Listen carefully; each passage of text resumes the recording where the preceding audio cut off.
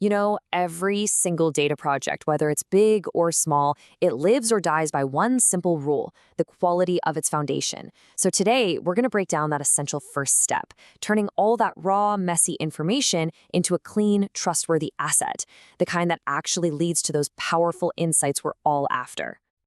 I'm sure you've heard this saying before, and honestly, it's the golden rule for a reason. If you start your analysis with flawed, messy data, you can bet that your results, your reports, and any big decisions based on them, they're going to be flawed too. It's as simple as that. And that's the core problem we're here to solve. So why is our data so messy in the first place? Well, this analogy just nails it perfectly. Think about it. Most companies are constantly changing. Business needs shift, new software gets bolted on, processes get updated on the fly. And the data systems? They're always playing catch-up. It's not about anyone doing a bad job, it's just the reality of a dynamic, growing business. Okay, so here's our game plan. We'll start by really digging into the common causes of messy data. Then we'll move on to profiling. Think of it as our diagnostic tool.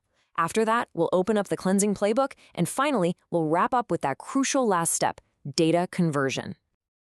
All right, let's get right to the root of the problem.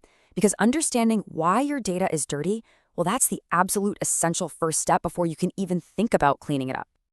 A lot of these imperfections are just a natural byproduct of how businesses run, you know? You might be pulling data from totally separate sales, marketing, and finance systems. Or, hey, someone could just make a simple typo during manual entry. It happens. Or maybe a business rule that made perfect sense 5 years ago is now totally obsolete.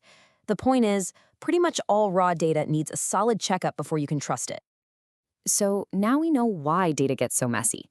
How in the world do we start to fix it? Well, you wouldn't treat a patient without a diagnosis, right? That's where data profiling comes in. It's our data X-ray. And to be clear, this isn't about fixing anything, not yet. It's all about getting a clear, honest look at the true state of our data. Profiling is really the foundation for everything that comes next. It's how we systematically check for quality, completeness, and accuracy. We're asking really basic but crucial questions like, what's actually in this data? How much of it is there? And honestly, does any of this even make sense? And this is your practical go-to checklist for doing just that. You start by figuring out where the data came from. You check the data types. Are your dates actually stored as dates, or are they just plain text? And you always, and I mean always, count your records. For example, if you start with 25,000 rows of data and you end up with 24,000 after moving it, profiling is what helps you catch that data loss right away. Okay, diagnosis complete. Now it's time for the treatment. We're opening up the Data Doctor's Playbook to handle some of the most common issues you're going to find in your data sets. First up is a really, really important distinction: redundant versus duplicated data. See, redundant data means you have the same product list living in two different systems. That creates a source of truth problem. Which one is right? But duplicated data, that's when a single record shows up over and over again in the same file. And trust me, that can be way more dangerous. And here is why. Let's say one single purchase order for $500 has 3 different items on it. In the raw data, that one order might show up as 3 separate rows. So if you're not careful and you just sum up the sales column, you'd report $1,500 in sales instead of the correct $500. That's not just a reporting error, that's the kind of mistake that could lead to you blowing your marketing budget or making completely flawed inventory decisions. Okay, on to the next common problem. We've all seen them, those blank cells, the empty fields. So what do we do about these ghosts in the data? You know, the null values? Now here's a key insight. A null value isn't always a mistake. In fact, it can be incredibly informative. A null in a ship date column? That probably just tells you an order hasn't shipped yet. A null for a product's color? It might just mean that product doesn't have a color, and that's okay. The key is to investigate why a value is null before you decide what to do with it. And this is where you, the analyst, have real power. Instead of just leaving a confusing blank space, you can use logic to create a new, much more descriptive field that says shipped or not shipped. You're not just dealing with nulls at that point. You're actually translating them into valuable business intelligence. Okay, now let's tackle one of the absolute trickiest issues out there: invalid data that hides in plain sight. This is the stuff that looks perfectly fine to us, to the human eye, but causes total chaos for a computer that's trying to process it. Just take a look at these 2 entries for adjustable race. They look identical, right? But the second one, it has an invisible trailing space at the very end.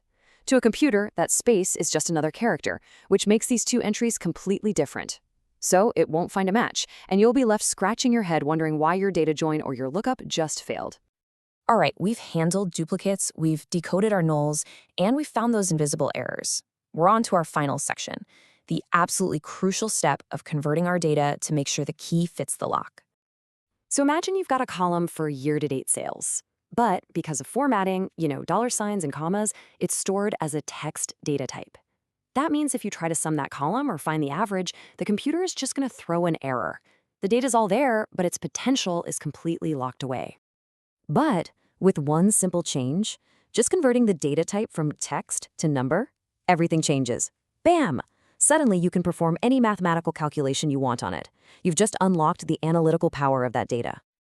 Getting the data types right is absolutely non-negotiable.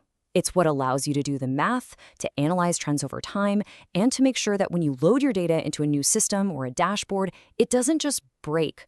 It's really the final polish that makes your data truly ready for analysis. And that's really the journey we've just taken together. By profiling and cleansing your data, you are transforming what was a potential liability, something messy and unreliable, into your organization's most powerful asset, a source of trustworthy insight. So now that the foundation is solid and the data is clean, the real work, and honestly, the real fun, can finally begin. The question isn't about fixing your data anymore. It's about what you're going to discover with it. What story is it just waiting to tell?